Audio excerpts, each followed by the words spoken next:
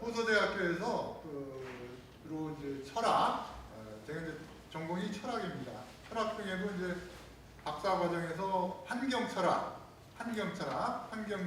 이제 전공했습니다. 그래서 그 환경 관련된 문제들, 환경 악화 문제, 환경 오염 문제, 그리고 이제 기후 변화 문제 이런 분야에 대해서 연구를 많이 했습니다. 그리고 이제 학교에서도 주로 기후 변화 윤리라든가 환경 윤리, 환경 철학 등등등, 그리고 이제 뭐 생명 윤리, 직업 윤리, 윤리, 논리, 철학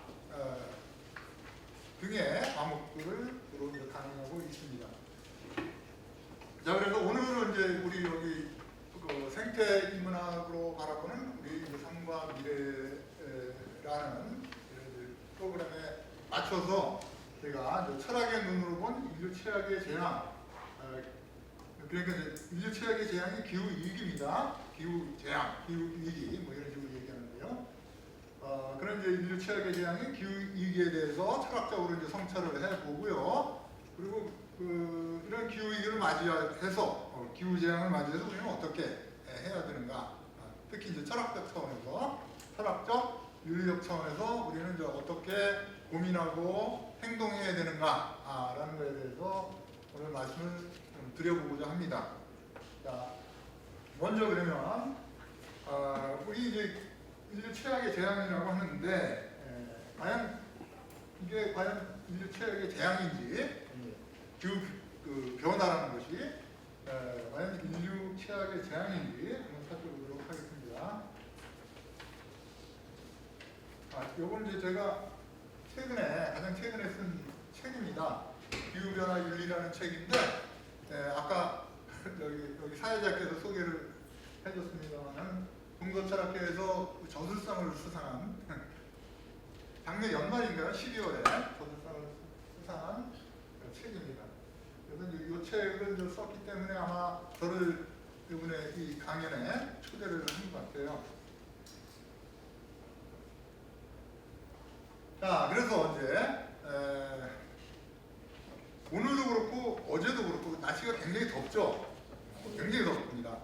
그러니까 7월 날씨로는 기상 관측사상 최고로 덥대요. 7월 날씨로는 기상 관측사상 최고로 덥다고 합니다. 그래서 요즘 이제 이 기후 관련해서 이제 지구가 온난화된다. 그래서 지구 온난화라는 말을 많이 썼는데, 지구 온난화라는 말은 이제 너무 아니한 표현이다. 지금 이런 상황에서. 그래서 이제 요즘은 지구 가열화, 지구 열대화 이런 말을 많이 씁니다. 글로벌 히팅. 옛날에 이제 글로벌 워밍 그랬거든요. 지구가 따뜻해진다 이거예요. 그러면 글로벌 워밍, 지구가 따뜻해지면 사람들은 머릿속으로 그렇게 생각하고, 따뜻하면 좋지 뭐, 그죠? 겨울에 보일러 안 떼도 되고, 연료값 절약되고, 식물들도 기온이 따뜻해지면 더 잘 자랄 테고, 그래서 식량 생산도 증대할 테고, 이렇게 생각한다고요. 그렇죠? 그래서 그건 이제 아니한 표현이다. 글로벌 워밍이라는 것은. 그래서 요즘은 이제 글로벌 히팅, 지구가 뜨거워지고 있다. 지구가 가열되고 있다. 지구가 끓고 있다. 글로벌 보일러가 그냥 끓는 거죠. 그래서 글로벌 보일링이라는 표현을 써요, 요즘은. 자, 그래서 이제 그야말로 이제 지구가 뜨거워지고 있습니다. 가열되고 있습니다. 이게 인류 최악의 재앙이라는 거예요, 이게 지금. 근데 기온이 그냥 평균 기온이 0.2도 올라갔다, 0.3도 올라갔다. 그건 큰 문제가 안 되는데, 그 평균 기온이 올라감으로 해서 여러 가지 파급 효과가 발생해요. 파급 효과가 기후 변화가 이제 발생하고요. 기후 변화로 인해서 이제 여러 기후 재앙이 발생하고요. 기후 재앙으로 인해서 정치, 경제적 이런 또 어떤 문제점들이 발생하고, 또 인류의 건강 문제까지, 생명과 관련된 문제까지 심각한 문제들이 이제 계속해서 이제 연이어서 발생하게 되는 거죠. 지구 평균 기온의 상승으로 인해서. 자, 그래서 이제 인류가 겪는 최악의 재앙이라고 합니다. 기후 변화를 보통. 자, 자, 그런데 이제 이 기후 재앙이라는 게 어떻게 발생하느냐? 평소에 이제 하는 행동들 있잖아요, 그죠? 차를 타고 다니고 여기 오셨는데 이제 차 타고 오시는 분들 많죠, 그죠? 차를 타고 전자제품을 사용하고 지금도 이제 불을 엄청나게 많이 켜놓고 컴퓨터를 쓰고 마이크를 쓰고 이거 다 전기를 사용하는 거잖아요. 자, 이제 그런 이제 우리가 행동을 해요. 근데 이제 그런 행동을 하는 건 우리 무심코 합니다. 무심코 매일매일 하는 일상적인 사소한 행위들, 그죠? 아무 생각 없이 우리가 하는 그런 일상적인 사소한 행위들이 하나하나가 모여서 결국 엄청난 그런 행위들은 무시해도 좋을 정도로 이제 사소한 것들이지만 이런 사소한 것들이 사소해 보이는 이런 행위들이 하나하나 모이면 그야말로 부지부식간에, 그죠? 우리가 이제 알게 모르게 우리가 의도하지도 않은 결과가 이제 발생합니다. 지구적 기후 변화나 대기온화 같은 기후 재앙 및 환경 재앙이 이제 그런 우리의 사소한 행위의 결과로서 나타나는 거예요. 그렇죠? 그래서 이제 환경 문제들이 이제 여러 가지가 있죠. 뭐 플라스틱 쓰레기 문제도 있고, 대기 오염 문제도 있고, 수질 오염 문제도 있고, 토양 오염 문제도 있고, 자원 고갈 문제도 있고, 인구 증가 문제도 있고 등등등 여러 가지가 있지만 그 중에서는 가장 심각하다고 생각하는 거, 가장 중요하다고 생각하는 게 바로 그 기후위기라는 겁니다. 기후재앙이라는 겁니다. 자, 그러면 이게 얼마나 심각한지 한번 살펴보도록 합시다. 그 다보스 포럼이라는 그 세계 경제 포럼이라고도 하죠. 세계 경제 포럼이라고 하는 여기에는 이제 그 경제 지도자들, 정치 지도자들, 뭐 학자들, 전문가들이 모이는 이제 포럼이에요. 포럼인데 이거 됐다 안 됐다. 꾹 눌러야 되는데. 그런 사람들이 모이는 이제 그 국제 어떤 회의죠. 회의인데 포럼이죠. 포럼 말 그대로 포럼인데 여기에서 전 세계 이런 모의사라는 것을 매년 발간합니다. 지금 이제 2004년 거를 뭐 2004년 것도 있고 2022년 것도 있고 2025년 올해 것도 다 여기 제가 인용을 했습니다만은, 근데 이제 2004년에 보면은 극한기상이라고 하는 거, 익스트림 웨더 이벤트, 지금 같은 이런 거죠. 이렇게 막 7월에 기상관측사상 최고의 이 더위가 지금 막 발생하고 있고, 그죠? 유례없는 이런 더위가 이제 지금 발생하고 있고, 그래서 이제 들에 나가서 이제 일하다가 막 일사병으로 죽는 사람도 있고, 그죠?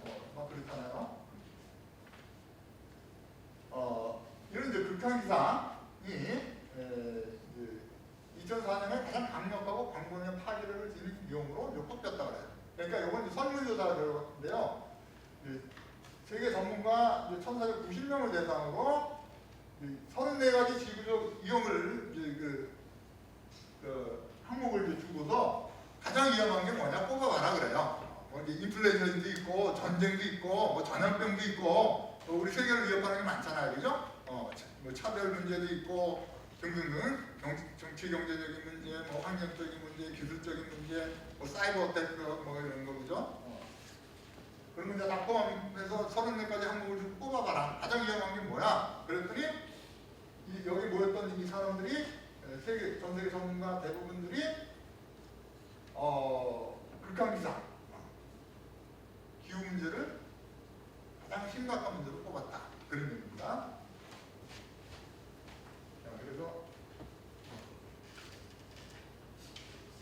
그래서 이제 그 인류 최대 위협이 뭐냐? 그랬더니 바로 극한기상이라는 거예요. 여기 익스트림 웨더 이벤트라고 되어 있는데요. 조금 따라서 안 보일 수 있는데 극한기상이라는 거예요. 극한기상이 인류 최대 위협이다.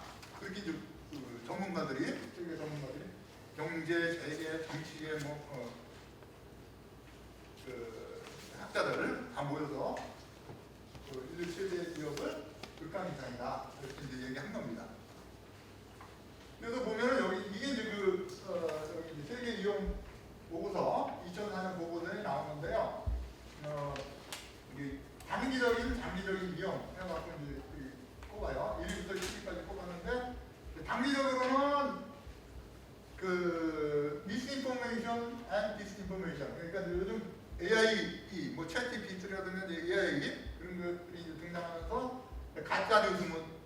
허위 정보 문제, 그게 이제 심각하잖아요. 단기적으로는 제일 심각한 게 그거고, 그다음에 이제 익스트림 웨더 이벤트예요. 극한 기상, 기후 변화 문제입니다. 기후 변화 문제. 근데 이제 장기적으로 10년 내로 가장 위험한 요소가 뭐냐 그랬더니 기후 문제 당연히. 크리티컬 체인지 투 어스 시스템. 지구 시스템의 이제 그 변화, 아주 그냥 심각한 변화. 그다음에 이제 생명 다양성 문제. 그다음에 내추럴 리소시스 스트레이지에 갖고 이제 자원 결핍 문제, 자원 부족 문제. 그래갖고 1위부터 4위까지가 환경 문제다. 환경 문제가 심각하다는 거예요. 되게 심각하다. 그리고 10위 안에 거의 다 들어가요. 5개 하면. 폴루션 문제, 이건. 그렇죠? 그러니까, 단기적으로 10년 내 가장 위험한 요소가 뭐냐? 녹색이 다 환경 문제야, 녹색이. 요거는 이제 기술과 관련된 문제고요. 뭐라 사회적인 문제 뭐 이런 것도 있겠죠. 그죠? 사회적인 문제, 정치적인 문제도 있는데, 그런 것들은 이제 여기 이제 들어오지도 못해요. 34개 항목 중에. 자, 그래서 이제 그 세계 전문가들도 인류 최대 위협은 바로 기후 변화 문제다라고 얘기하고 있습니다.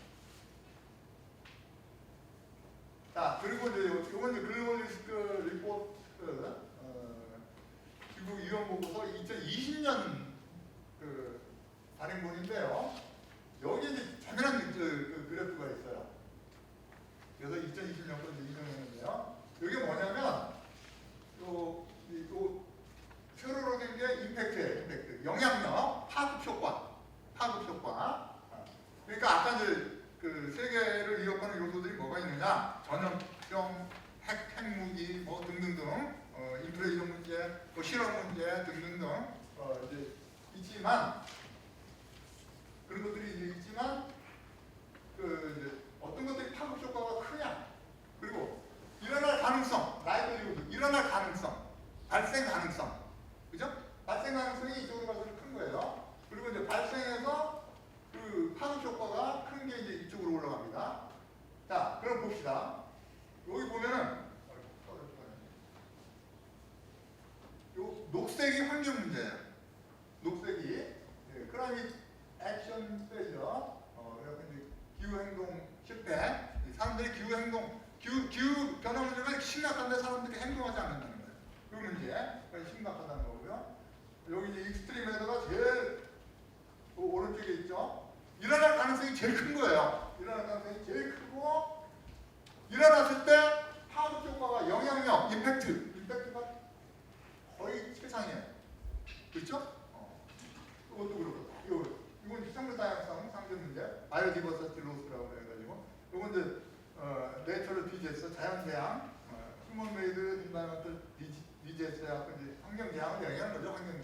환경재앙이라는 게 이렇게 이제 일어날 가능성이 크고 일어났을 경우 파급 효과가 크다 이거예요. 그렇죠? 그러니까 요 4등분 했을 때 오른쪽에 다 몰려 있어요. 그러니까 환경 문제가 그만큼 일어날 가능성도 크고 일어났을 때 여러분들이 우리 인류에게 미치는 파급 효과, 영향력이 엄청나다는 거예요. 그래서 다른 것들과 비교해볼까요? 여기 이제 테러는 여기입니다. 일어날 가능성도 뭐 크지 않고 일어났을 때 뭐 파급 효과도 그렇게 크지 않다는 거예요. 이쪽 아래에 있는 게. 전염병, 우리 얼마 전에 그 코로나 뭐죠 그게? 벌써 잊어먹었어. 코로나가 맞지 이제 그 난리 겁도 떨었는데 그것도 여기 있어요. 여기 어디 있냐? 인젝션.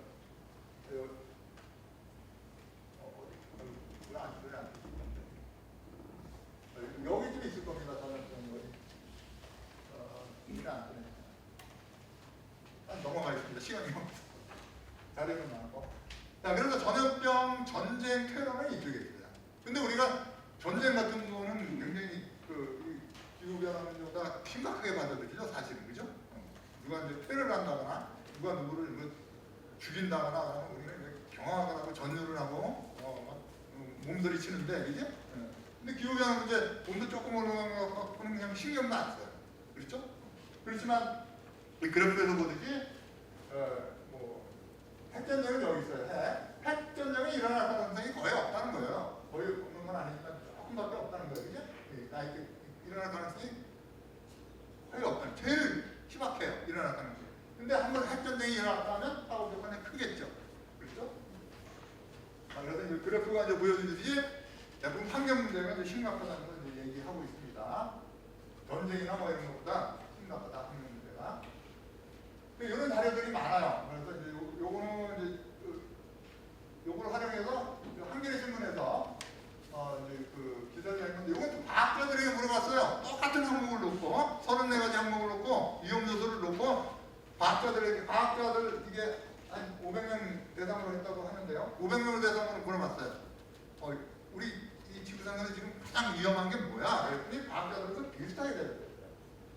여기 하늘색, 여기서 하늘색이 환경 문제입니다. 하늘색이 일어날 가능성이 제일 크고 하우스거가 제일 크다. 여기 전염병이 여기 있는 인펙션 스피시, 전염병은 여기쯤 있습니다. 여기는 아까는 핵무기가 여기 있었는데 지금 여기 내려왔어요. 이게 이제 과학자들 상대로 한 거고, 아까는 이제 포럼 회원들을 상대로 한 거예요. 그렇죠? 그러니까 이제 표본이 다르니까 조금 다를 수 있어요. 그렇지만 환경 문제에 대해서는 다, 그죠? 공이 과학자들이건 뭐 정치 경제 전문가들이건 다 일어날 가능성이 있고 하우스 효과가 클 것이다라고 얘기하고 있습니다. 그 다음에 요거는 이제 2025년도, 아까는 2024년, 뭐 2020년까지 인용했지만 2025년도는 그런 그래프가 없어서 그래서 옛날 거 인용했는데요. 25년도에는 이제 마찬가지예요. 여기 보니까 올해 겁니다. 올해도 조사했더니 환경 문제가 제일 심각해요. 여전히 환경 문제가. 근데 이게 올해만 그런 거고 작년에만 그런 게 아니라, 이게 이용보고서 발행한 게 꽤 오래됐는데 한 7, 8년 동안 환경 문제가 가장 심각한 위험 요인으로 꼽혔습니다. 환경 문제가. 그런 자료고요. 이건 아까 얘기했습니다. 이제 지구 온난화라는 건 너무 단이한 표현이다, 그죠? 단이한 표현이니까 우리 이제 지구 가열화, 글로벌 히팅, 글로벌 워밍은 너무 단이한 표현이라는 거예요, 그죠? 그래서 지구 가열화, 지구 열대화라는 말로 이제 부르는 게 더 적절하다, 이런 얘기를 하고 있습니다. 자, 그러면 이런 기후 변화가 이제 어떤 문제를 발생시키는지 가장 봅시다.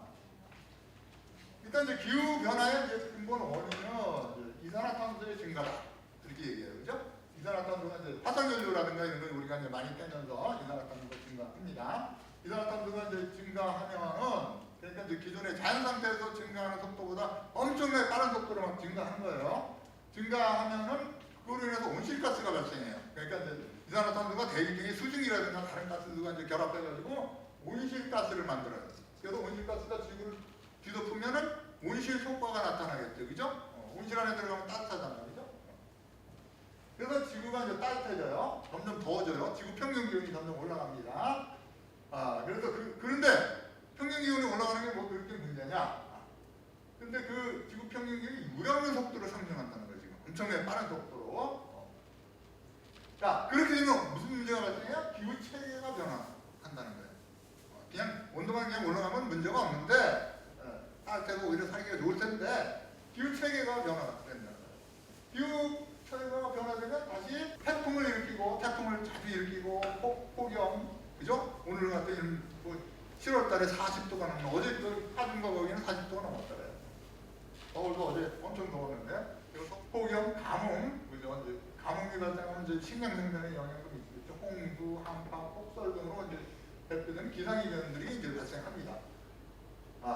그러면 이 기상이변들이 발생하면 그 기상이변들은 이제 다시 1차, 2차, 3차적인 영향으로 이어져서 대형 산불. 근데 옛날에는 그런 불이 안 일어나는데 지금 이제 대형 산불이 일어나요. 안 꺼져요. 안 꺼지고 산만 태우는 게 아니라 조금 태우다 꺼지는 게 아니라 엄청난 인간적인 산을 태우고 집까지 집어삼켜요. 우리가 한 집까지. 자, 이제 사막화가 발생하죠. 사막화가 발생하면 이제 뭐 농토가, 그죠? 사막화 되면 식량 생산이 줄어들겠죠. 빙하가 감소가 되면 이제 뭐 해수면이 상승하고 종이 멸종 등등과 같은 생태 파괴 및 교란으로 식량과 이제 그렇게 되면 이제 식량과 물 부족 현상이 나타나겠죠. 그러면 질병이 이제 만연되겠죠. 등으로 인간의 삶이 터져는 물론 생명과 건강을 위협한다는 거예요. 그리고 이는 다시 이제 관광, 산업, 관광이나 산업 등에도 또 영향을 미치고요. 그러니까 1차, 2차, 3차 파급 효과가 이제 계속 퍼진다는 거예요. 그래서 엄청난 경제적 혼란과 정치적 불안 등을 초래해서 인간의 삶을 심각하게 위협하는 엄청난 파급 효과를 가져오라는 겁니다. 그런 것 때문에 지금 기후변화 문제가 난리를 치는 거죠. 아까 여론조사에서도 봤듯이, 그죠? 자, 그래서 이제 이런 상황에서 지구 온난화라는 표현은 너무 아니한 표현이다, 한가한 표현이다. 지구 가열아 열자라는 표현을 쓰자. 자, 그런데 이제 이런 기후 변화가 모든 것을 어지럽힌대요, 그죠? 모든 아까 이제 봤지만 파급 효과를 봤죠. 자, 그래서 이제 기후 변화는 단순한 온도 변화나 환경 변화가 아니에요. 단순한 온도가 조금 올라가는 그런 변화를 얘기하는 게 아니라 지구상의 복잡한 생명 공급망이 전 세계 생물 다양성에 큰 영향을 미쳐요. 모든 것을 다 어지럽혀놔요. 그죠? 그래서 기후변화는 지구상의 기본적인 것들에 대한 체계적인 혼란으로 공기, 물, 토양, 수, 동식물, 동물군과 식물군, 해류, 해안선, 농업, 대상가치, 국제관계 모든 것을 다 어지럽힌다는 거예요. 정치, 경제적인 문제 포함해서 우리 건강 문제까지 포함해서. 그렇죠? 그리고 우리 건강도 이제 위협을 한다는 거예요. 그래서 우리 인간들에게도 다양한 영역에서 다양한 방식으로 피해를 주고 있어요. 그래서 우리를 재앙으로 이끌어요. 그래서 인류 최악의 재앙이라고 하는 거예요. 기후변화를 인류 최악의 재앙이다 이렇게 얘기해요. 자, 그런데 이제 대표적인 것으로 보면은 뭐 이제 2000년도 이전에도 세계 보건기구에 의하면 기후변화 결과로 매년 15만 명의 사망자가 발생한다. 지금은 뭐 그거 이상이겠죠. 해수면의 상승으로 저지대, 범람하고 그런 범람 환경적 피해는 또 정치적 충격으로 이어지고 오염된 물 공급하게 되고 또 그래서 질병이 확산되고 그래서 인명, 가정, 살림 등 모든 것에 이제 손실을 동반한다, 피해를 끼친다. 그래서 모든 것을 어지럽힌다는 거예요. 기후변화는. 그래서 현재 기후 우울증이라는 게 또 생겼다고 합니다. 기후 우울증. 이런 이제 기후 변화로 인한 그런 이제 엄청난 그 환경 재앙으로 인해서 사람들이 우울증에 시달린대요. 이거 기후 때문에 무슨 우울증에 걸리겠어? 뭐 이렇게 생각하지만 인터넷 검색해보세요. 기후 우울증. 심각합니다. 기후 우울증이라는 용어가 이제 학계에 등장했고 우울증에 관한 언론 보도가 심상하게 등장합니다. 지구 망하나 불안과 무력감, 떨어지는 날씨에 기후 우울증 확산. 이런 그 기사가 엄청납니다. 검색해보세요. 기후우울증이라는 건 이거라고 합니다. 기후위기로 인해 미래가 사라졌다는 인식이 슬픔, 상실, 분노 등의 부정적 감정으로 이어지는 심리상태를 기후우울증이라고 하는데 이게 이제 우리 사회에 엄청나게 이제 퍼지고 있다고 합니다. 오늘날. 자, 그런데 이런 기후변화의 심각성에 대해서 누가 그걸 알려주고 있느냐? 기후변화에 관한 정부가 협의체라는 그 조직이 있어요. 기후변화에 관한 정부가 협의체라고 해서 Intergovernmental Panel on Climate Change라는 IPCC라고 이렇게 조직이 있어요. 기후변화에 관한 정부가 협의체라고 해서 Intergovernmental Panel on Climate Change라는 IPCC라고 이렇게 간단하게 표현을 하는데. 이 단체에서 1988년부터 1988년부터 오래전이죠. 오래전부터 기후에 어떤 일이 이제 벌어지고 있는지, 그죠? 기후에 어떤 일이 벌어지고 있는지. 근데 원래는 지금 100여 년 전부터 이 경고가 있었어요. 기후 위기가 올 것이다라는 게 100여 년 전부터 경고가 있었어요. 근데 이제 국제적으로 이제 본격적으로 이제 연구하고 이제 보고하고 하기 시작한 게 1988년이라고 합니다. 1988년. 그래서 지구에 무슨 일이 벌어지고 있는지 그 심각성에 대해서 과학적 지식의 성장을 반영하고, 그죠? 뭐 과학적 그 연구를 통해서 이제 밝혀내야 되겠죠. 심각성에 대해서, 기후변화 심각성에 대해서. 자, 그래서 과학적 지식의 성장을 반영하고 정보 수위를 높여가면서 점점 더 심각하게 심각해져 가고 있다. 기후변화가 라고 경고 수준을 높여가면서 세상에 이제 알려주고 있습니다. 자, 그런데 이제 심각한 것은 이렇게 이제 알려주는데 그런 이제 그 기후변화의 심각성이 이제 일상화되고 있다는 거예요. 오늘도 우리가 이제 피부로 느끼니까 더 얘기 안 해도 되겠죠. 그래서 이제 뭐 보면 언론에 어제 신문도 그렇고 오늘 신문에도 그렇고 뭐 아까 유례 없는 전례 없는 유례 없는 기상관측사는 그 최고의 기온이다. 언론에서 다 일명기사로 났다. 오늘 내가 KTX 타고 내려오면서 보니까 오늘도 그런 기사가 났더라고요. 오늘 언론에도 일명기사로 떴대요. 어제 7월 기상관측사상 최고 기온이다. 기상관측사상 인류 역사다. 그런 기자들이 이제 낯설지 않아요. 낯설지 않아요. 매년 그런 기자들은 아주 탑니다. 우리 이제 언론 지상에. 자, 그래서 이게 이제 일상이 되어가고 있다는 거죠. 그런 현상들이 일상이 되어가고 있다는 겁니다. 자, 그래서 그야말로 이제 이 기후 변화를 인류 최악의 재앙이라고 할 수 있는데, 근데 이제 재미난 여기 자료가 있습니다. 재미난 자료. 여기 이제 네이처지에 나왔던 자료인데, 네이처지에 나온 자료인데 미국 국립과학원에서 이제 발표한 자료래요. 우리 지구상에 이제 5번의 이제 대멸종이 있었는데요. 4년 전부터 시작해서 3억 년 전, 뭐 2억 5천만 년 전, 뭐 2,500만 년 전, 이게 공룡이 멸종하던 시기죠, 여기에. 그리고 지구온난화가 한 번 더 있었어요. 3차 대멸종 때 지구온난화가 있었는데요. 화산 폭발로 인해서 지구온난화가 발생했대요, 이때는. 우리가 뭐 화석연료를 많이 떼서 지구온난화가 발생한 게 아니라, 이때는 이제 화산 폭발로 지구온난화가 발생해서 지구온난화가 발생했으니까 지구 기온이 뜨거워졌겠죠. 그래서 96%가 멸종했다는 거예요. 지구상의 생물이. 근데 이건 이제 지나갔고, 문제는 이제 6차 대멸종이 상하고 있다는 겁니다. 근데 시기는 언제냐? 뭐 100만 년 전도 아니고 바로 현재 진행 중이라고 합니다. 추정 원인은 뭐냐? 다른 뭐 운석 충돌, 뭐 대규모 화산 폭발, 지구온난화, 뭐 화산 폭발이나 지구온난화 뭐 이런 건데, 빙하기 도래 이런 건데, 이거는 인류가 원인이래요. 우리 인간이 원인이 돼서 6차 대멸종이 이제 다가오고 있는데, 언제? 향후 100년 내 가능성이 있다, 이렇게 얘기를 하고 있어요. 아마 저 죽은 다음에 벌어질 일이니까. 근데 이제 이거는 이제 예측이니까요. 뭐 100년 내 우리가 이제 멸종. 근데 멸종을 하는데 70%가 멸종할 거라고 이렇게 예측을 하고 있습니다.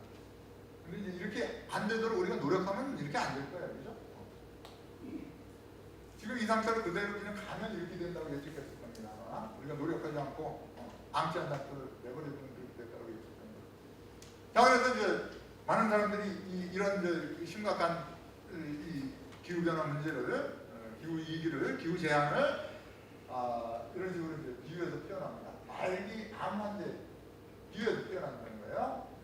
이런 이제 현재 지구 상태를 온몸 곳곳에 암세포가 번진 말기 암 환제에 비유하기도 합니다.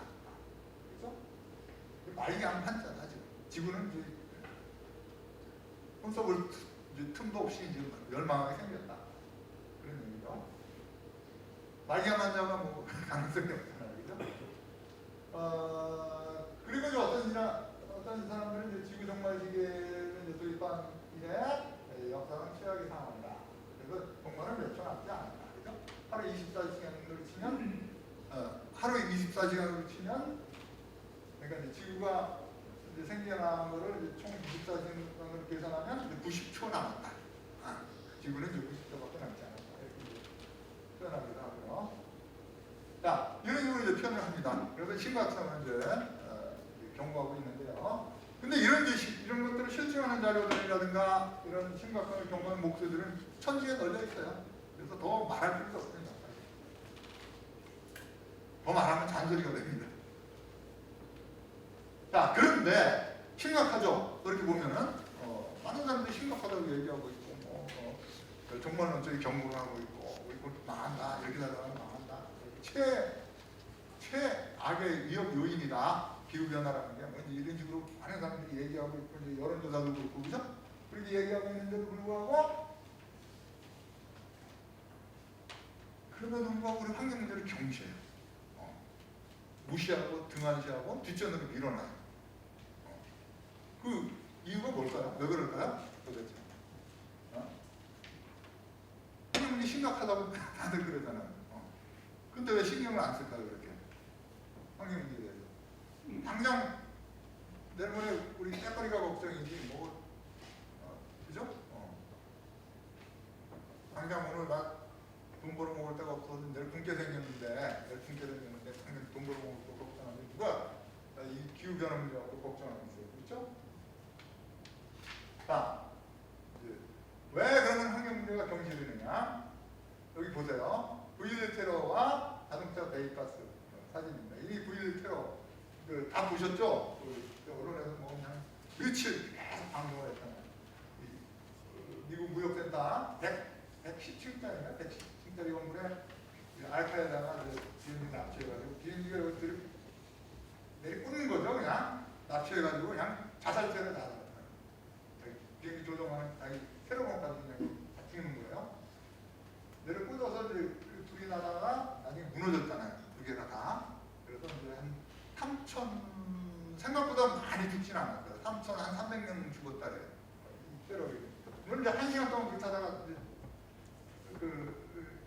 무너졌기 때문에 아마 이때 사람들 다 대피했을 거예요. 다 빠져나와서 이제 소방관들이 투입됐고 이제 대피했기 때문에 이제 많이 죽지는 않았는데 그렇지만 우리가 경악을 했어요.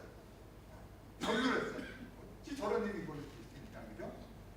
그리고 여기서 막 뜨거워서 불길 피해서 여기 막 내려 뛰는 사람, 떨어지는 사람 모습 다 봤잖아요. 그죠? 그야말로 충격적인 장면을 많이 봤어요. 그죠? 충격적이죠. 테러, 전쟁, 충격적이죠. 저런 문제가 발생하면 벌써 비상 걸리고 난리 납니다. 비상 걸리고 난리 날 거예요. 그죠? 총동원령, 경찰, 우리 총동원령 되고 그죠? 근데 이건 어때요?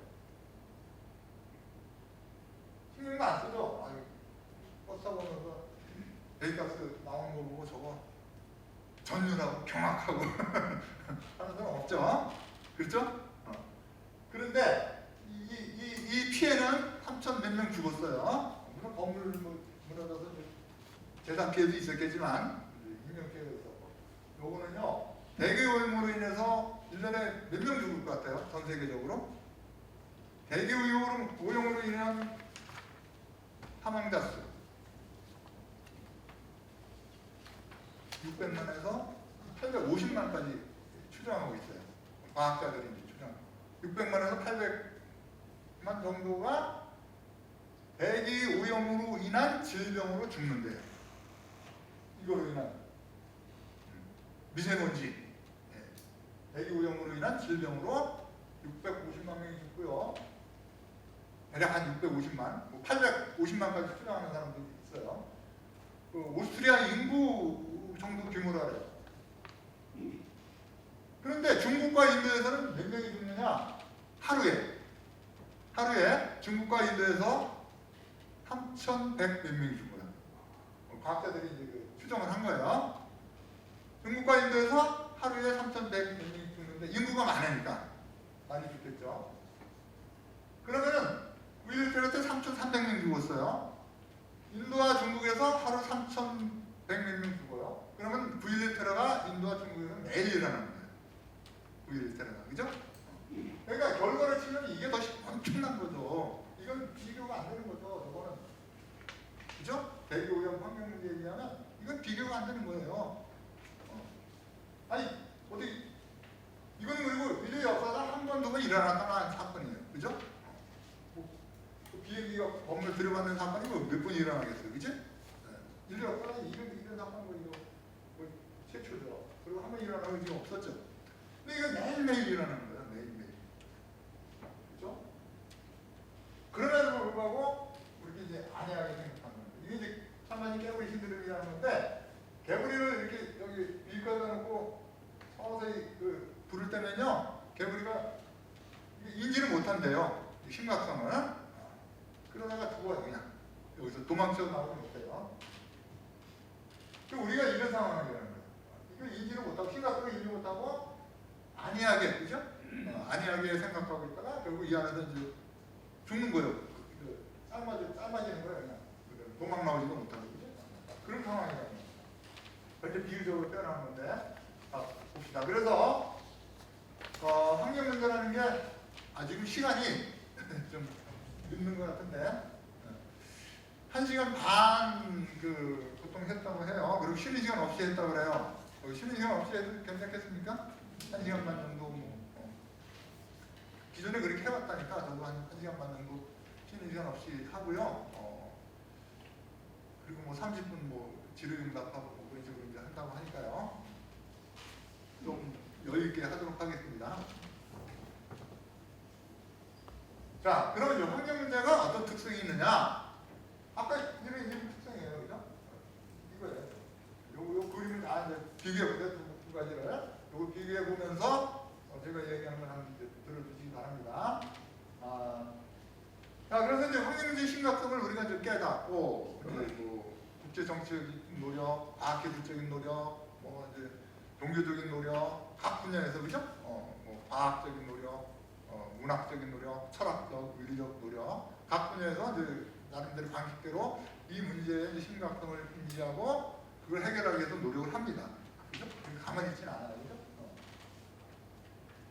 그러면서 이제 이게 심각하니까 화석연료를 줄이고, 그죠? 화석연료를 줄이고, 가까운 데는 좀 걸어 다니고, 자전거 타고 다니고, 비닐봉지 같은 거 좀 많이 쓰지 말고, 그죠?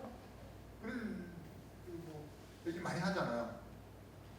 그러면서 기후변화 문제가 심각하니까 기후 행동을 하라. 기후 탄소 제로를 위해서 여러분들 실천할 수 있는 거 찾아서 좀 해라. 이렇게 얘기합니다. 그런데도 불구하고 별로 그거 노력하지 않아요.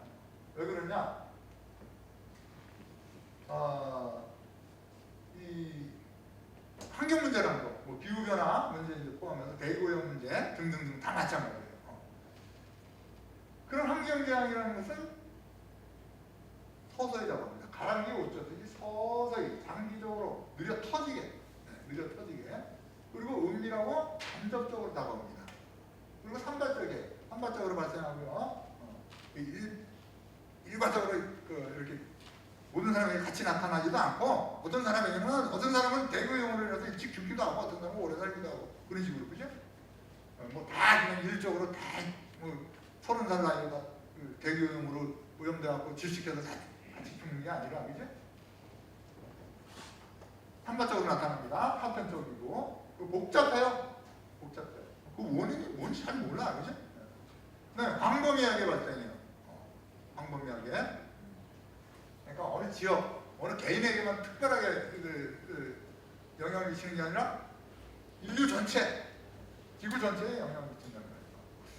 자, 그런 특성 때문에 우리는 그런 문제를 심각하게 다루지 않는다는 겁니다.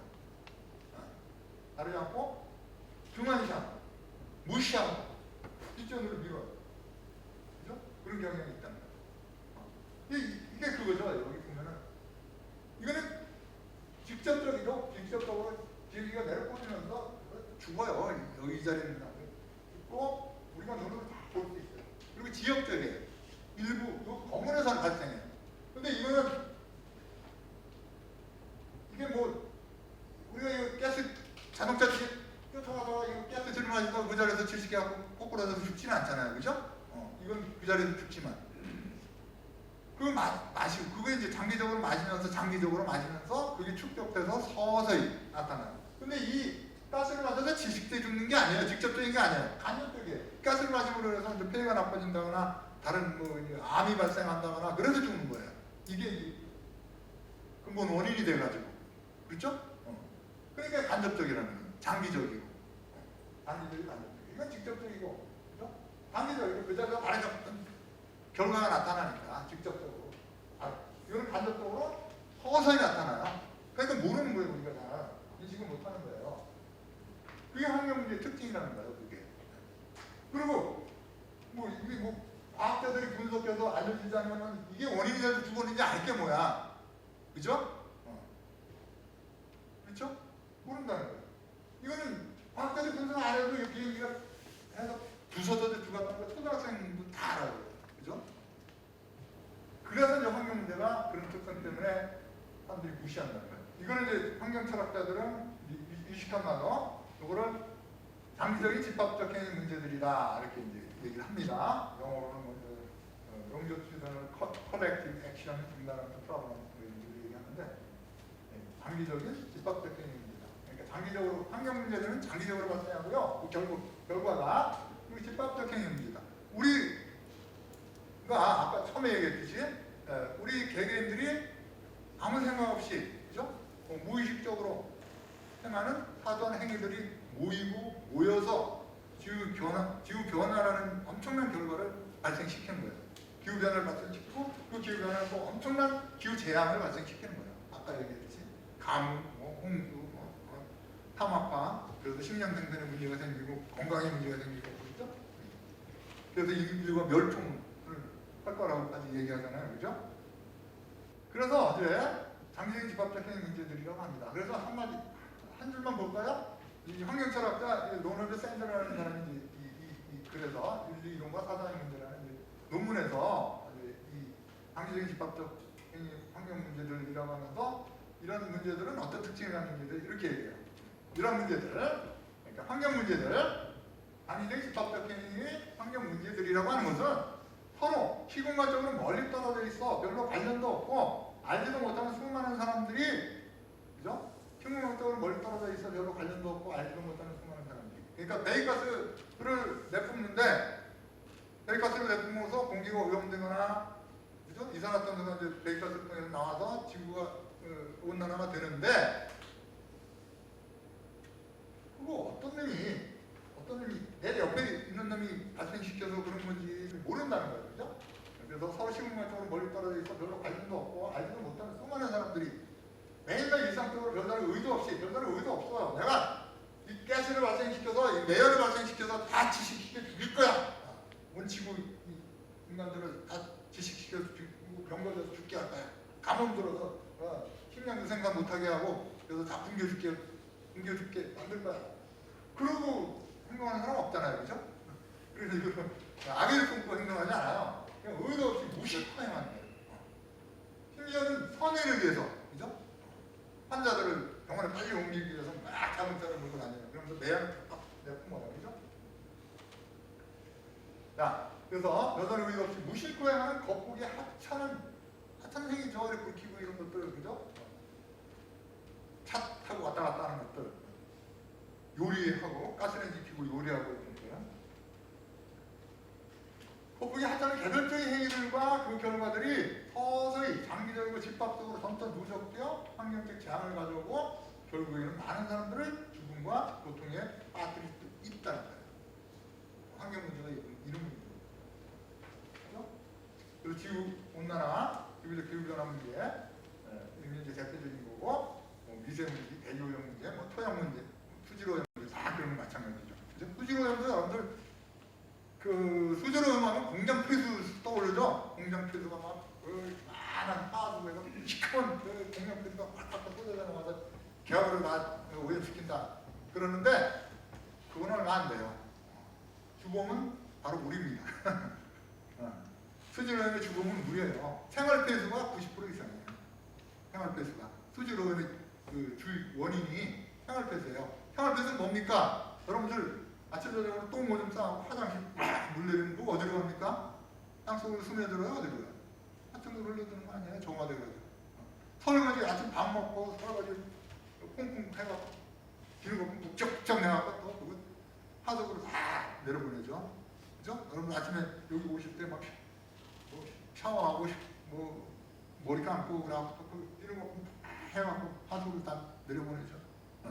그게 원인이에요. 그렇죠? 그런 것들이 누적돼서 환경재앙을 가져오는 거예요. 물 다 오염시키고 마실 물이 없어요.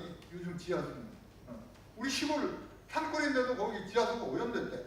한 농약 같은 거 뿌려서 그러지. 옛날에는 지하수 끌어올려갖고 퍼 올려서 먹었거든요. 모터로. 요즘은 오염됐다고 먹지 말래요. 그래서 상수도 들어와요. 시골 마을에. 그런 것들이 모여서 이렇게 엄청난 결과를 가져오는 거예요. 공기오염뿐만 아니라 지구온난화뿐만 아니라 수질오염 모두 다 마찬가지예요.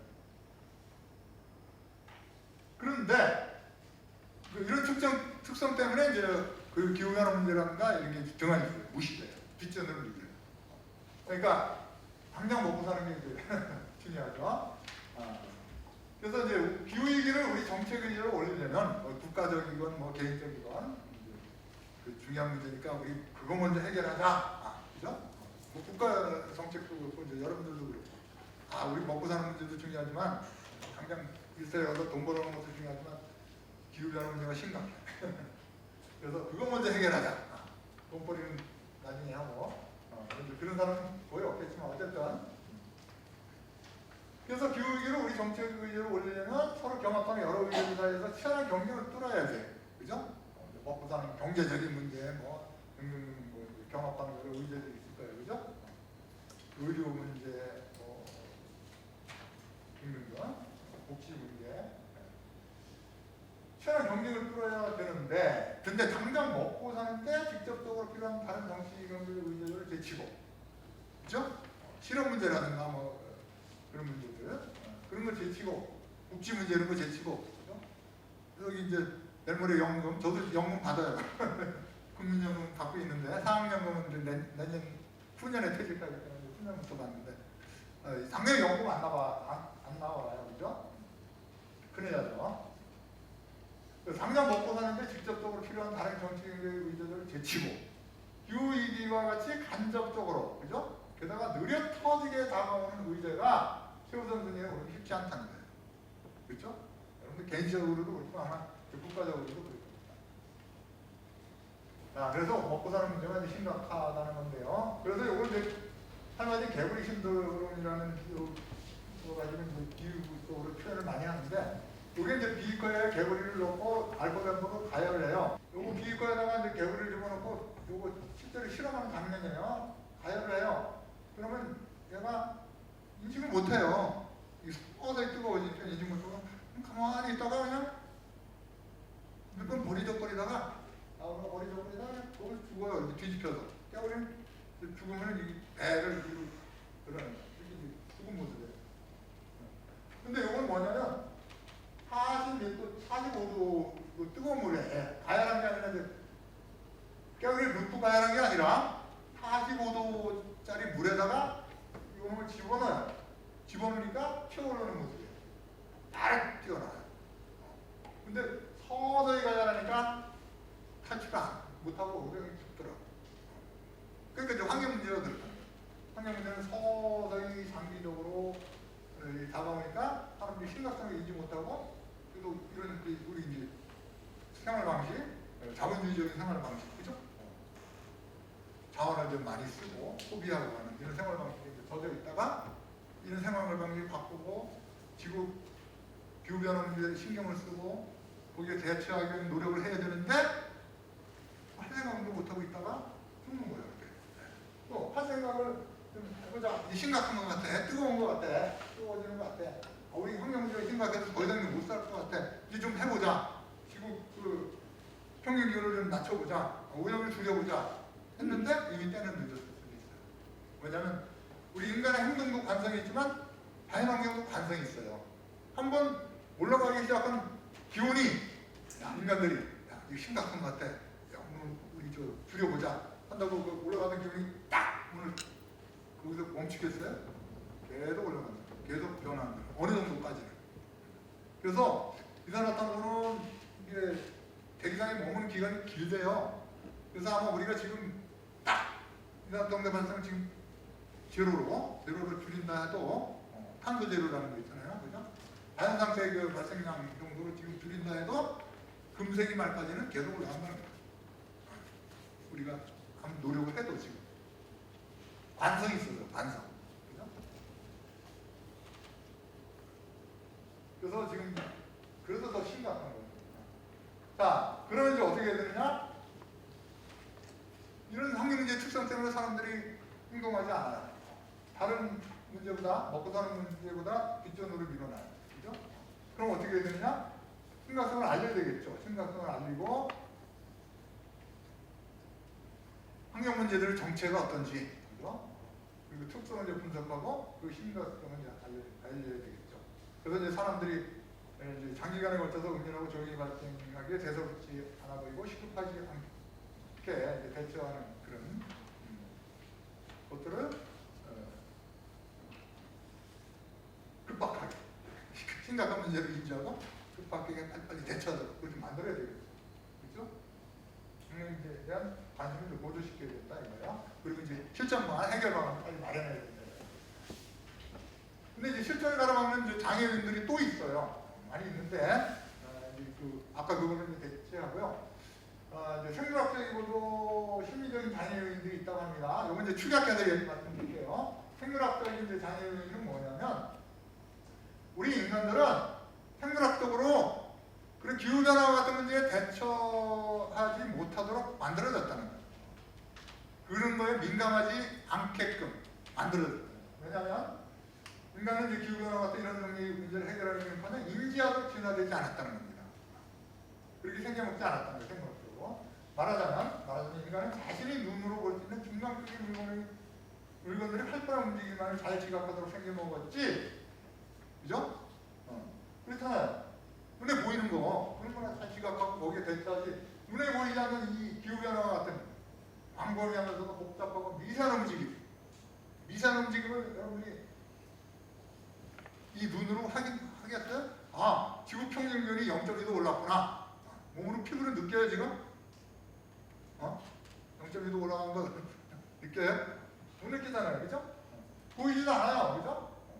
전 지구가 그런지 내가 알게 뭐예요. 지구를 한눈에 내초만 수도 없는 거. 과학자들이 연구해서 알려주니까 그런 거보다 하는 거예요, 그죠? 과학자들이 연구해서 알려주니까 그런 거보다. 그리고 IPCC 같은 데서 과학자의 연구를 토대로, 그죠? 자료를 만들어서 우리에게 보고해 주니까 아는 거죠. 자, 그리고 기후행동을 반영하는 심리적 메커니즘이 작동하고 있다고 합니다.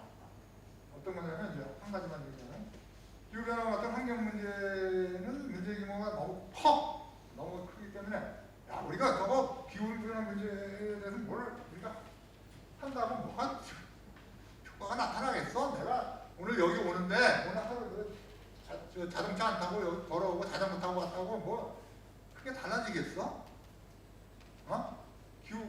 그래서 내가 오늘 자전거 좀 탔다고, 그죠? 자동차 안 타고 자전거 탔다고 지금 뭐 평균 기온이 0.6도 뭐 0.1도 떨어지겠어 오늘 당장? 그죠? 그렇게 별 효과가 없을 거라고 생각한다면 그런 문제를 부정한다. 그 심리적 장애인이 있다는 겁니다.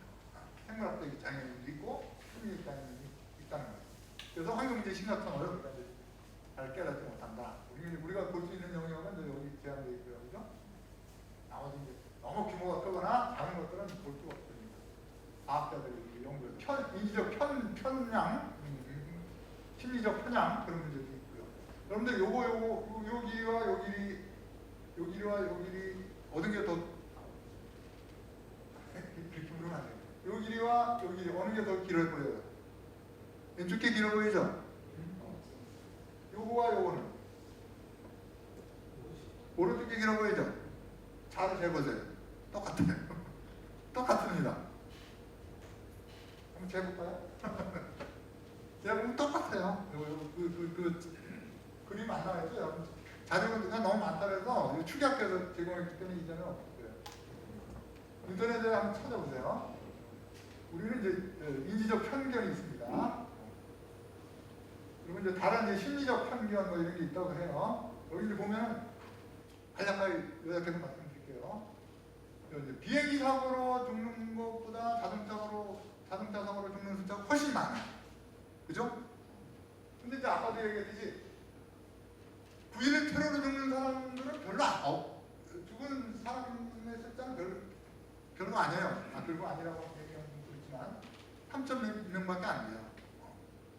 기후변화, 대기오염으로 인한 미세먼지로 인해서 죽는 사람의 숫자는 600만, 700만, 800만이에요. 그렇죠? 훨씬 많은데도 불구하고 VLT를 더 심각하게 본다는 거예요. 대기오염 문제는 심각하지 않게. 마찬가지로 비행기 사고는 엄청 심각하게 본대요.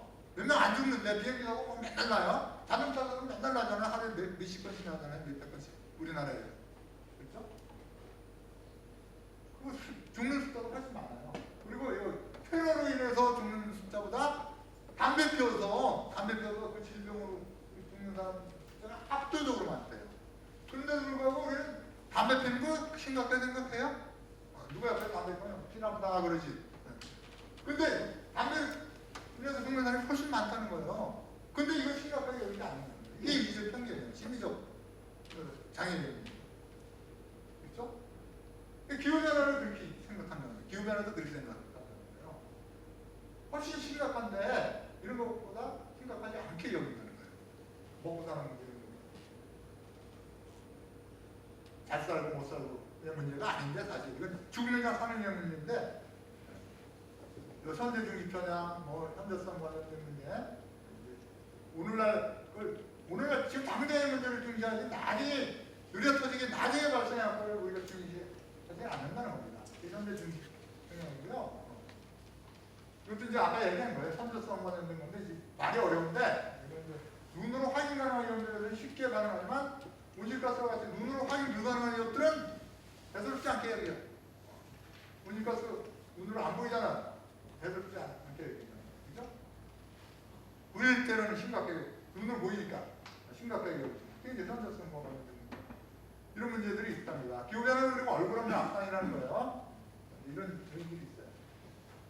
근데 이 기후변화 문제는 어쨌든 우리가 이제 등한시하고 무시하지만 여러 가지 이제 그 환경 문제 특성으로 인해서 그런데 이거는 그렇게 이제 무시하고 등한시하지만 사실 중요한 문제다. 죽느냐 사느냐는 생존의 문제다. 잘 살고 못 살고의 문제가 아니에요, 그죠? 좋은 옷 입느냐 좀 낡은 옷 입고 사느냐, 좋은 음식 먹고 사느냐 조금 좋지 못하지만 굶어 죽지 않을 만한 그런 음식을 먹고 사느냐, 잘 살고 못 살고의 문제가 아니라 죽느냐 사느냐의 생존의 문제예요. 그렇죠? 그리고 누구 하나 느껴갈 수 없어요. 나는 괜찮겠지. 그러니까 아니에요. 누구 하나 느껴갈 수 없는 전지적 차원의 광범위한 문제입니다. 그게 문제라는 거. 근데 이제 또 심각한 거는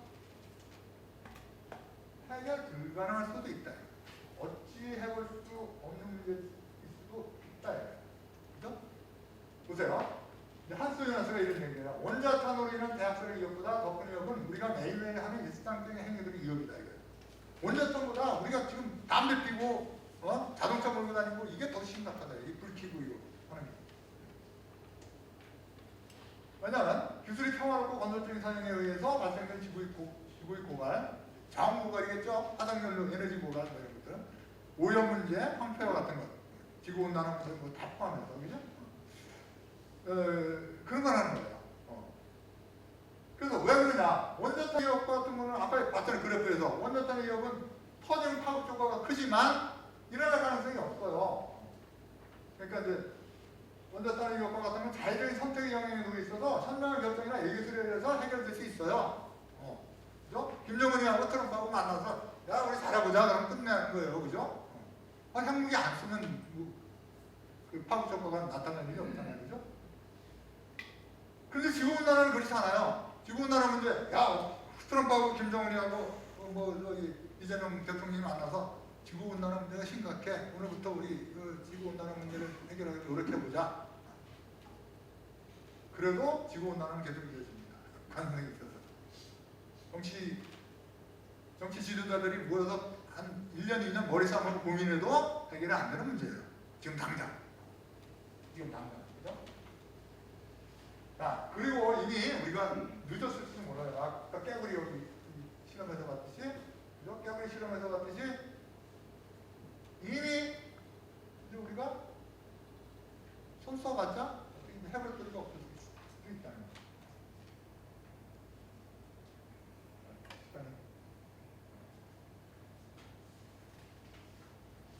자, 그런데 어쨌든 손 놓을 수 없습니다.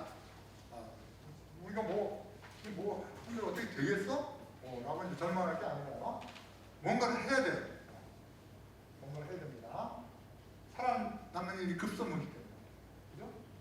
그래서 이제 다양한 분야에서 해결을 위한 노력을 합니다. 과학기술 해결, 환경, 공학, 환경과학 이런 데서 과학기술 해결을 위한 노력하고요. 정치적인 환경 정치학, 환경 사회학, 동기적인 환경 신학, 환경 신학이 어딘가요? 환경 신학 여기 환경 신학 여기 철학적 윤리论환경윤리 요건 이제 내가 번역한 책이 있잖아요. 환경윤리, 인간한테 필요하다, 인간한테 환경철학, 환경윤리, 철학적 윤리적 노력도 이제 문학적 노력도 있습니다. 생태환경, 노동문학, 환경인과 문학, 문학적 노력도 있어요. 자, 그런데 이제 과학기술적 해결책은 뭡니까? 과학기술적 해결책은 과학기술을 이용해서 문제를 해결하자는 거예요. 에너지가 고갈됐어? 자연 자원이 고갈됐어? 그럼 과학기술을 이용해서 새로운 에너지원을 만들면 돼. 그죠? 뭐 핵융합기술 이런 거 활용해서 새로운 에너지 만들거나 태양열 그런 것도 이용하면 될 거 아니야. 뭐 이런 식으로 얘기하고 오염 문제가 발생했다? 그럼 정화하면 되잖아. 오염된 거 깨끗하게 만들면 되잖아. 물이 들어 걸러서 먹으면 되잖아. 정화해서. 그게 이제 과학기술 해결책이죠. 지구가 뜨거워? 그러면 식히면 되잖아. 그죠? 식히는 기술 조금 이따 나옵니다. 지구공학이라고 해서. 그게 이제 과학기술적 해결책이고요. 철학적 노력은 뭐냐? 이 과학기술에 대해서 뒷받적으로 접근합니다. 철학적 접근은, 윤리적 접근은 과학기술이라는 것은 양면성을 갖고 있어요. 해결하는 만큼 또 다른 문제를 발생시켜요. 그러니까 과학기술은 우리에게 편익을 가져다 주기도 하지만 폐해를 필연적으로 수반합니다. 양면성이라는 건 그런 거예요. 그죠? 앞면이 있으면 반드시 뒷면이 있잖아요. 그죠? 과학기술이 그래요. 좋은 점이 있으면 반드시 나쁜 점이 있어요. 자동차가 그렇습니다. 대표적인 게 자동차인데 자동차가 우리에게 굉장히 편리하죠. 무거운 짐을 멀리까지 빠르게 날라주고 우리 어디 급하게 갔다 그죠? 자동차 몰면 빨리 갈 수 있고 굉장히 편리하죠. 자동차. 얼마나 편리하겠어요. 근데 그런 좋은 점만 있어요? 나쁜 점이 뭐예요? 자동차. 자동차 사고, 그죠? 사고가 나죠. 매연 발생시키죠. 화석연료, 그러니까 화석연료 고갈시키죠. 자원 고갈 문제 발생하죠. 미세먼지 발생시키죠.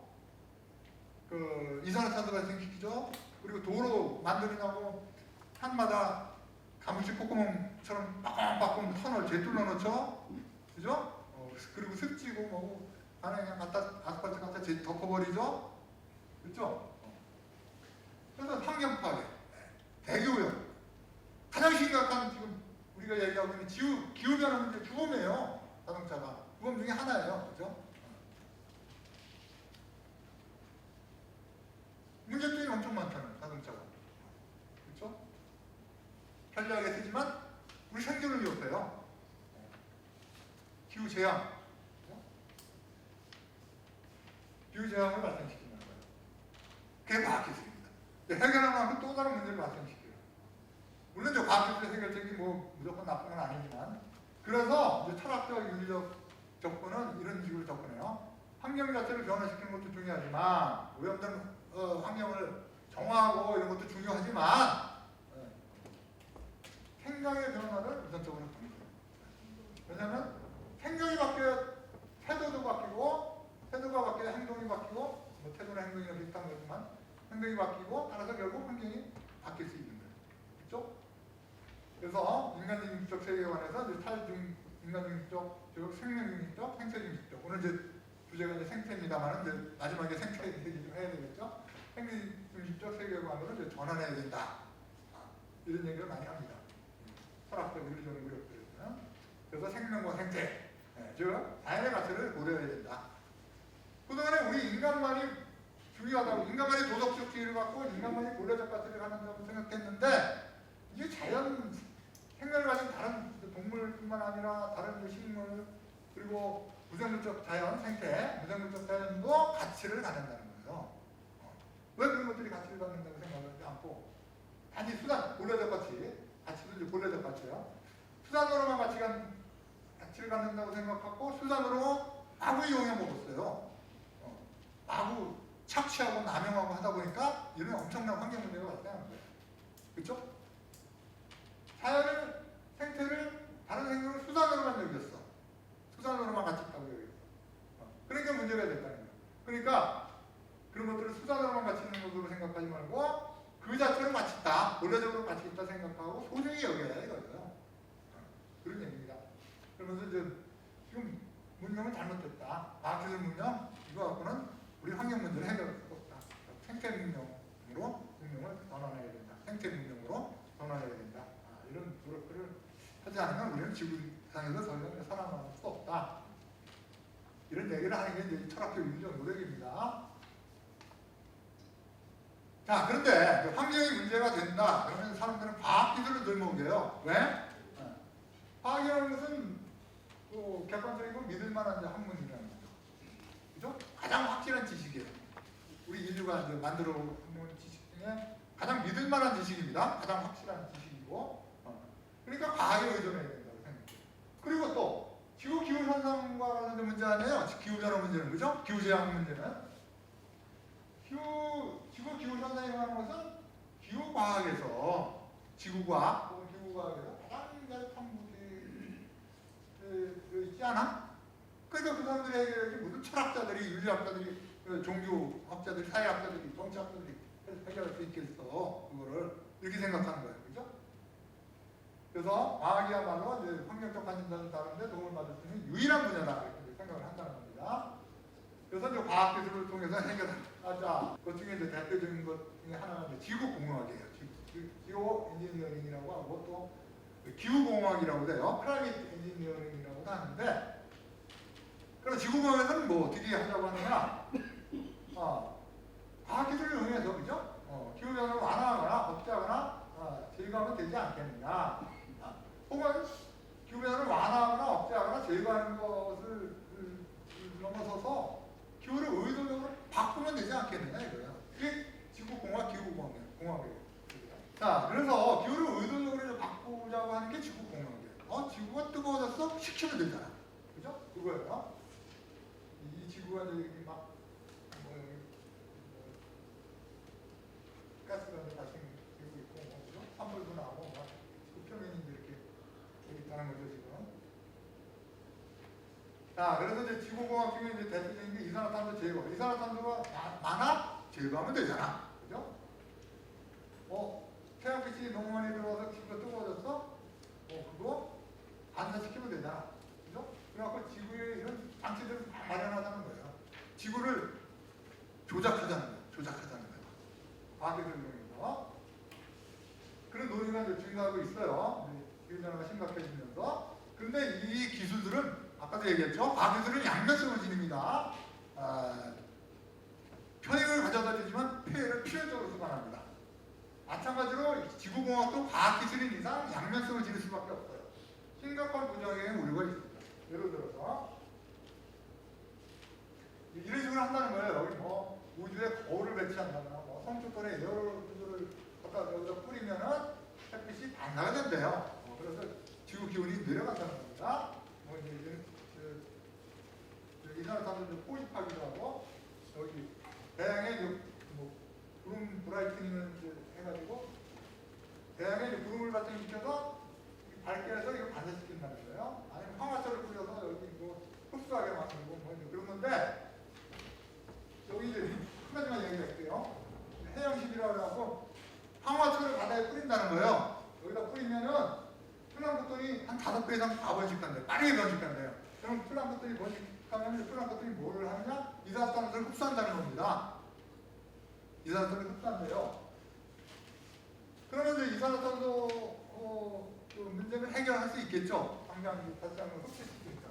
그러면 해양 생태계는 어떻게 될까요? 또 여기다 황화철을 뿌려갖고 플랑크톤을 5배로 과반시키면 해양 생태계가 어떻게 돼요? 해양 생태계 교란이 일어나겠죠, 또. 그죠?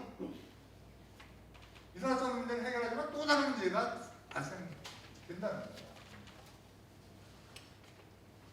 그래서 이런 것들은 또 아직 완벽한 기술로 발전되지도 않았고, 이제 실험 단계예요, 실험 단계를 갖고 그 기후변화를 막겠다고 하는 순간 우리는 지구를 가지고 복잡한 그 지구를 가지고 실험을 함으로 해서 오히려 기후변동에 영향을 준 요인들을 더 복잡하게 만들 소지가 있어요. 그렇죠? 그래서 이것은 기술적 오만이다. 이렇게 얘기하기도 합니다. 그래서 이제 지구공학에 관한 찬반 논란이 많아요. 그래서 지구공학 이거 심각할 수 있다. 그래서 여기 이런 언론 보도 제목만 봅시다. 지구공학 기법으로 온난화를 막을 수 있을까? 이제 언론 기사입니다. 집에 가서 한번 찾아보세요. 근데 이제 과학자들이 이런 제안을 하는데 이건 극단적 해법이다. 그러니까 이제 말기암 환자가 그죠? 죽기 전에 이거라도 먹어보자, 그죠? 그러고 먹는 거예요. 죽기 전에 이거라도 먹어보자, 그러고 먹는 거지. 아직 임상 실험을 통해서 안전성이 확보되지 않은 약을 그냥 먹어보자. 죽기 전에 이거라도 먹고 어떻게 되든 먹어보자. 그런 식입니다. 그 다음에 이제 10분 남았어요. 햇빛 차단에 기분 낮추는 지구공학은 양날의 검이다. 그죠? 문제를 해결할 수 있지만 또 다른 문제를 발생시킬 수 있다는 거죠. 또 태양 지구공학 판도라의 상자인가 지구온난화 기원자인가? 판도라의 상자. 일단 그 지구공학 그 기술을 실시하면 판도라의 상자를 여는 격이 돼서 부작용이 많이 나타날 수도 있고 또 기원자일 수도 있다. 또 지구공학 기후변화의 열쇠일까 재앙일까? 그래서 논란이 많아요. 그래서 과학기술은 아까 얘기했듯이 양면성을 지니고 있습니다. 그래서 이제 한계를 가지고 있다고 해요.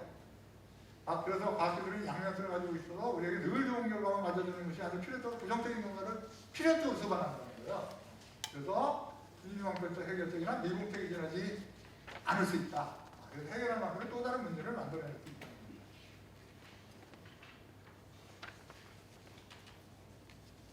자, 그래서 과학기술적 접근이 이제 필요할 때도 있고 그 효과적인 것도 있을 수 있어요. 있을 수 있지만 그렇지만 이제 과학기술에만 의존하는 것은 좀 문제가 있다. 그러면 우리가 왜 과학기술적 접근에 자꾸 의존하려고 하느냐?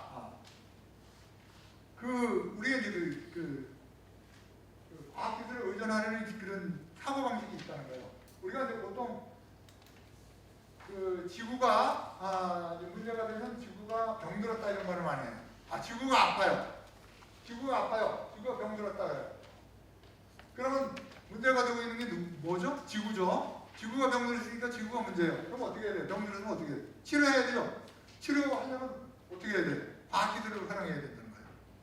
지구를 치료하는 의사가 지구를 치료해야 된다는 거예요. 그렇죠? 과학기술밖에 없어요.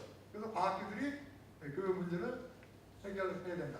그래서 지구가 병들었다, 한세계가 건강하다, 건강하지 않다 이런 말들을 우리 사용하는데 이런 말들을 이제 사용하는 것은 알게 모르게 우리 인간들에게 문제가 되고 있는 것은 인간 혹은 인간들의 태도라기보다는 환경 자체라고 보는 태도의 근원이 된다는 거예요. 그러니까 실제 문제는 우리 인간이거든요. 인간이 환경 문제를 발생시켰잖아요. 인간의 삶의 방식, 생각, 인간의 태도, 인간의 삶의 방식, 인간의 그 생활 양식이 환경 문제를 발생시켰어요. 그죠? 그래서 문제는 인간이거든요. 사실 문제는 인간인데 인간의 태도고 인간의 삶의 양식이 문제인데 우리는 진정한 환자는 내버려두고 진정한 병든 놈은 인간이거든요. 그렇잖아요. 인간이 환경 문제 주범 아니야 지금. 환경 자체는 병들었다 병들지 않았다 얘기할 수 없어요. 환경 자체만 놓고 볼 때는. 그죠? 왜냐하면 그동안 환경이 지구 환경이 이 상태로 계속 유지된 게 아니에요. 빙하기도 있었고 그죠? 더웠을 때도 있고 빙하로 뒤덮였을 때도 있었고 그래요. 지구 기온은 자연적으로 계속 변화해 왔어요. 일정하게 유지되지 않았어요. 그걸 병들었다고 얘기해? 태양이 불에 탄다고 병들었으니까 너 얼른 꺼라. 불 꺼라. 태양이 불났다. 그런 사람이 어딨어요? 태양은 불 자체로 타는 대로 건강한 거죠. 그죠? 문제는 인간이거든요. 그 환경을 더럽혀서 우리가 살 수 없게 만든 우리의 태도, 우리의 생활 양식, 행동이 문제지 무슨 환경이 문제예요? 환경은 문제가 아닙니다. 한강에 똥물이 흘러가건 뭐 기름물이 흘러가건 뭐가 문제예요, 한강이. 그죠? 그걸 퍼마셔야 될 우리 인간의 문제지. 자, 그래서 이런 말을 사용하면 우리는 이제 우리 정신적 가격보다는 병균집이나 생태계를 구장을 치료에 이게 달려든다는 거예요. 환경이 문제다 이거예요. 그래서 이제 자연에 대한 인간의 관계를 의료적인 것으로 만들어버린 거예요. 우리 인간은 의사고 자연은 병든 환자야. 그런 식으로 만든 거예요. 그래서 인간과 자연의 관계를 의사와 환자의 관계로 보고 병든 자연은 인간이 치료하는 위치에 있고 병든 놈은 환경이라는 거예요. 자연이라는 거예요. 근데 실제로 보면은 인간이 병든 건데, 그죠? 이렇게 지가 의사고 이거 환자라고 생각한다는 거예요. 자, 그래서 이제 우리 철학에서는 오염된 물을 걸러먹는 것도 중요하지만 근본적인 원인은 우리 인간이야. 인간의 정신 상태야. 그걸 고쳐야 돼. 그죠? 환경을 파괴하고 오염시키고 인간의 사고방식의 태도가 오르고 활용방식이 문제야. 그리고 더러운 환경에서 살아갈 수밖에 없는 우리 인간이 문제야. 그게 문제지 무슨 환경이 문제야. 그죠? 그리고 그거를 고치지 않고 우리 인간의 사고방식 태도를 그대로 두고 환경만 고치려고 한다는 것은 그건 문지방편이 땜질식의 대중요법에 지나지 않는 그런 해결책이라는 거예요. 그죠? 그래서 그런 쪽으로 해결하려면 어떻게 해야 되느냐? 오염되고 병든 인간의 의식이나 생각, 태도 등을 뜯어 고쳐야 된다는 거예요. 그렇죠? 맞지? 이 말이 맞죠? 이 말이 맞습니다. 그래서 문제는 인간이라는 겁니다. 사실 환경은 그 자체는 전혀 문제가 아닙니다. 빙하기를 더 뒤덮였던 시절이 있었어요. 지구가. 이게 뭐가 문제예요? 문제가 아니잖아요. 뭐가 문제예요? 기후변화는 순환이나 순환과정이 지구 역사에서 계속 발생되어 왔습니다. 문제가 아니에요. 문제는 인간입니다. 여기에서 살아가야 될 인간이 문제예요. 그래서 환경 문제의 근원적인 해결책은 과학적 해결도 중요해요.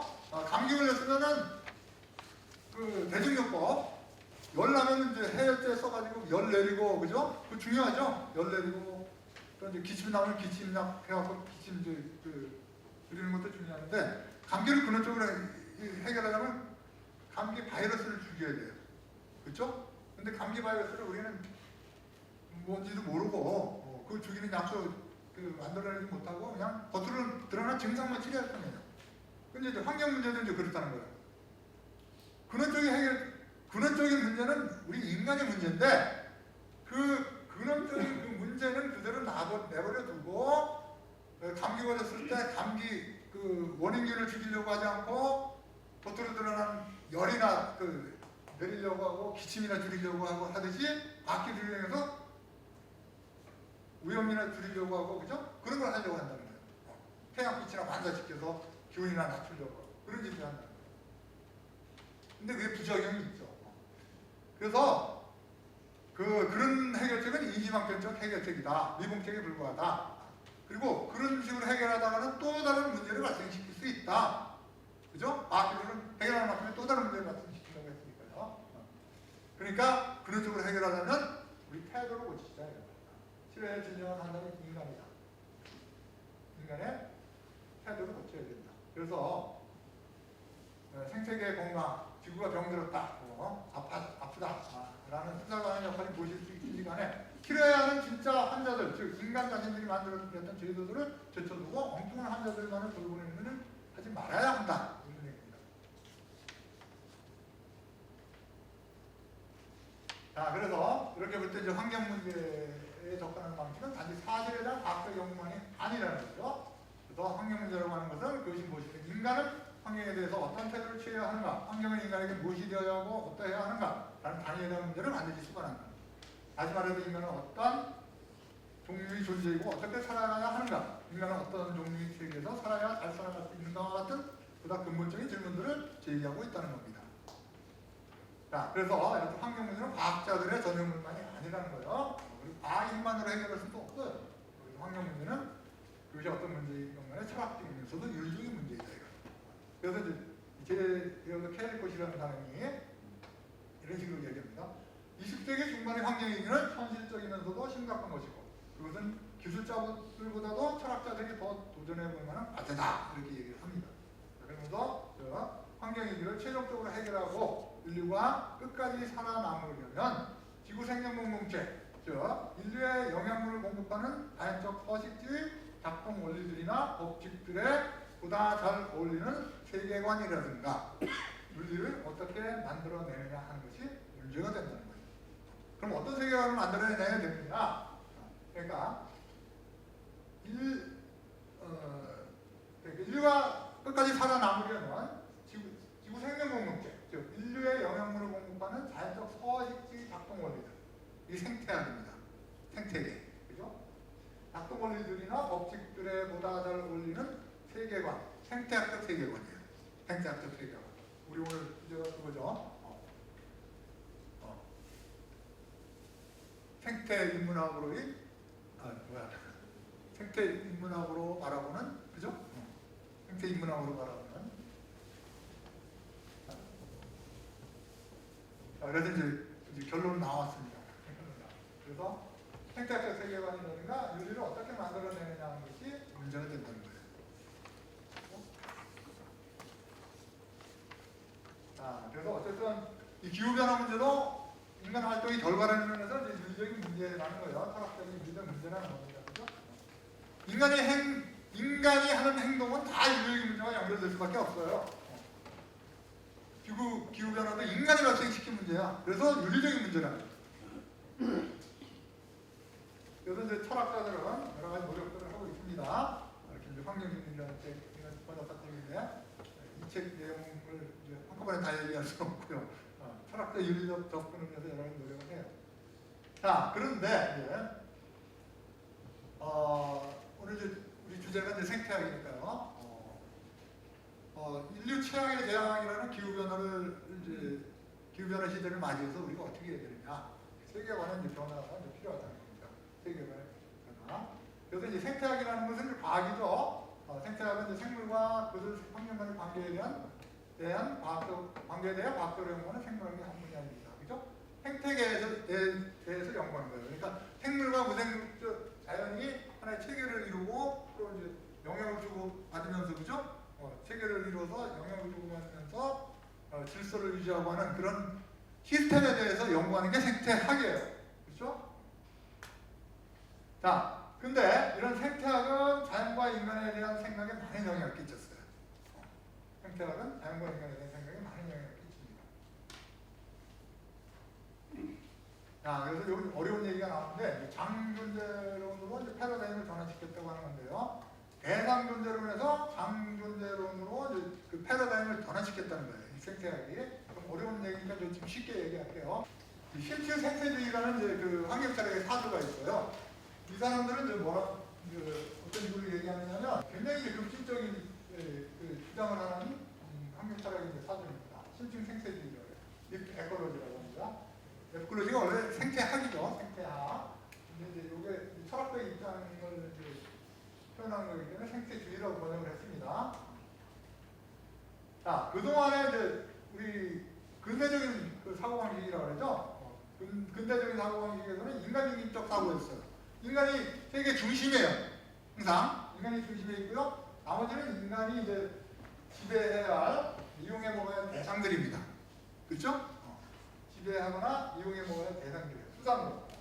근데 이 생태적 사고방식에서는 특히 이제 디프 에콜로지와 같은 이런 급진적인 입장에 있는 이런 환경철학인데 이런 입장에서는 인간도 다른 이 생태계의 다른 존재들과 같은 위치에 있다. 그죠? 여자가 남자. 같은 위치. 공동한 입장에 있다는 거예요. 유별나지 않다는 거예요. 되게 중심단. 인간이 뭐 사라져도 돼요. 그죠? 사라져도 다른 생물들끼리 지구상에서 뭐 잘 살아가고 있다. 그죠? 자, 근데 이 사람들은 이제 아까 현대 환경윤리 한 사조로서 이제 현대인들의 사고를 지배한다고 생각하는 철학이나 이제 세계관에서 생태 파괴 원인을 찾습니다. 그래서 그러면 이제 생태 파괴 원인은 뭐냐? 지배적인 세계관은 뭐였느냐? 편협한 인간 중심성이라는 거예요. 인간 중심주의라는 겁니다. 그렇죠? 그래서 현재 위기를 극복하려면 어떻게 해야 되느냐? 인간 중심주의를 극복해야 된다는 거죠. 그러려면 어떻게 해야 되냐? 인간과 자연에서의 인간의 위치에 대한 우리 철학적 관점을 근본적으로 변화시켜야 된다는 거예요. 중심에서 변방으로 놔야 된다는 거예요. 변방이라는 게 같은 위치로 놔야 된다는 거예요. 그렇죠? 그러면서 이제 두 가지 중요한 주장을 합니다. 하나는 자아실현이고 하나는 생명인데, 자아실현이라는 건 뭐냐? 보통 우리가 자아실현하면 그 개인의 가능성, 잠재 능력을 발휘하는 걸 자아실현이라고 하죠. 숨어있는, 그죠? 잠재적 능력, 가능성을 실현하는 걸 자아실현이라고 하고, 자기가 이제 하고 싶은 일을 하고 하는 걸 자아실현이라고 보통 얘기하는데, 여기서 자아실현이라는 것은 뭐냐면 자신을 자연과의 상호 연관을 통해서 존재하는 것을 이해하는 과정이에요. 나는 자연과 이렇게 동떨어져서 유별나게 존재하는 그런 존재가 아니라 자연 속에서 다른 것들과 동등한, 그죠? 동등한 주위에서 존재하는 그런 자연의 한 일부분에 불과하다라는 걸 깨닫는 거예요. 그걸 자아실현이라고 했습니다. 다시 말할게요. 다시 말해서 여기서 자아를 실현한다는 것은 사람들이 스스로를 보다 더 큰 전체의 부분으로 이해하게 되는 자기 반성의 과정입니다. 그러니까 자기와 타자 사이에, 그러니까 인간과 비인간 사이에 다른 자연적 대상들을 뭐 다른 동물이건 뭐 그 식물이건 아니면 물이건 불이건 뭐 땅이건 그런 것들 사이에 어떤 확고한 존재적 부분도 없다는 거예요. 그걸 이해하는 과정이에요. 그렇죠? 근데 그것들과 어떻게 왜 존재도 구분이 없어? 그것들과 나는 다른데, 그죠? 그렇게 얘기해요. 근데 이제 구분이 없습니다. 구분이 없어요. 한번 이제 우리 생각을 해봅시다. 여러분들 나와 자연은 분리되지 않죠? 분리될 수 없죠? 그렇죠? 나와 자연은 하나입니다. 그래서 이제 세계는 우리 환경철학자들은 세계는 나의 확장된 육체라고 이렇게 얘기해요. 난 확장된 육체. 왜 나의 확장된 육체를 봅시다. 여러분들 여기 이제 우리 몸이 있는데 오장육부로 이렇게 이루어졌죠. 이것들 하나하나는 떨어져서 존재할 수 없어요. 그죠? 떨어져서 존재하는 순간 이거는 골이 아니고 허파가 아니에요. 그냥 고기 덩어리거나 아니면 저기 그냥 썩어서 없어지는 그냥 흙이 되는 거예요. 그죠? 근데 다른 것들과 유기적으로 얽혀 있어야지 비로소 간으로서 작동하고 허파로서 작동하고 간으로 작동하면서 간이라고 불릴 수 있는 거예요. 간으로 존재할 수 있는 거예요. 그렇죠? 우리 인간도 마찬가지예요. 우리 인간도 다른 것들과 떨어져서 존재할 수 없어요. 즉 가죽 안에 있는 것만이 나가 아니에요. 가죽 안에 있는 것만 나가 아니라 가죽 밖에 있는 이런 것들과 한번 작용해야 돼요. 끊임없이 우리 먹어야 되고 끊임없이 숨을 쉬어야 되고, 그죠? 1초와 2초, 3초 간격으로 들어마셨다 내셨다 들어마셨다 내셨다, 그죠? 자연 대상들과 끊임없이 상호작용하는 내 피부도 끊임없이 우리의 뭐 습도라든가 온도와 끊임없이 상호작용하는 거예요, 그죠? 갑자기 날씨가 뭐 영하 1000도 내려간다, 영상 1000도 올라간다 그러면 나 어떻게 돼요? 없어져요. 사라져요. 존재할 수가 없어요. 그러니까 이런 것들은 끊임없이 상호작용하면서 나는 나로도 존재할 수 있는 거예요. 그러고서 나는 존재 가능한 거예요. 그런데 우리 지구만 또 온전하게 존재해서 되느냐? 아니에요. 지구뿐만 아니라 이런 것들과 같이 질서를 이루어서 온전한 상태로 존재해야지 비로소 내가 존재할 수 있고 이런 것들이 존재 가능한 겁니다. 그렇죠? 나와 세계가 별개가 아니죠. 그렇죠? 이런 식으로 사고해야 되는데 그동안은 이런 식으로 사고하지 않았어요. 이분법적으로 나와 타자, 자연과 인간, 그렇죠? 이런 식으로 기계와 생명 이런 식으로 구분해서 생각했어요. 근데 구분되지 않는다는 거예요. 그게 생태학적 세계관이에요. 생태학적 세계관에서는 이런 것들이 떨어져서는 생각할 수 없고, 떨어져서는 생각할 수 있어요. 떼놓고 생각할 수 있는데, 떼놓고는 떨어져서는 존재할 수 없는 거예요. 그쵸? 존재론적으로. 그러니까 아까 그 얘기가 그겁니다. 여기에. 어떤 확고한 존재적 부분이 없다는 거예요. 다른 것들과. 자기와 타자 사이에. 인간과 비인간의 어떤 확고한 존재적 부분이 없다는 거예요. 그걸 이해해야 된다는 거예요. 그죠? 이게 자아시고. 그게 생태학적 사고방식이에요. 세계관이에요. 그래서 우리가 이제 사고를 인간적인 입장에서 벗어나서 이제 그런 기구를 좀 바뀌어야 된다는 거고, 이렇게 생명적 평등 나오고, 생명이라는 건 다 평등하다 이런 주장까지 하는데 이건 이제 논란이 좀 있어요. 그래서 우리가 우리 인간은 인간의 자연과 자연 세계와 일체화시켜야 된다고 이렇게 주장합니다. 이 사람들은 일체화 하나라는 거예요. 그래서 우리 자신을 그래서 고립되고 협소한 경쟁적 자아로 보지 않고요. 이건 생태학적 세계관이 아닙니다. 이건 이제 근대적인 사고방식이에요. 고립되고 협소한 경쟁적 자아로 보는 건 근대적 사고방식이에요. 그렇게 보지 않고 가족과 친구와 같은 다른 인간들 그리고 공통적으로 모든 인간과의 일체화를 넘어서 인간이 아닌 자연세계의 일체화를 요구하고 우리는 그렇게 생각하고 사고하고 살아야 된다는 거예요.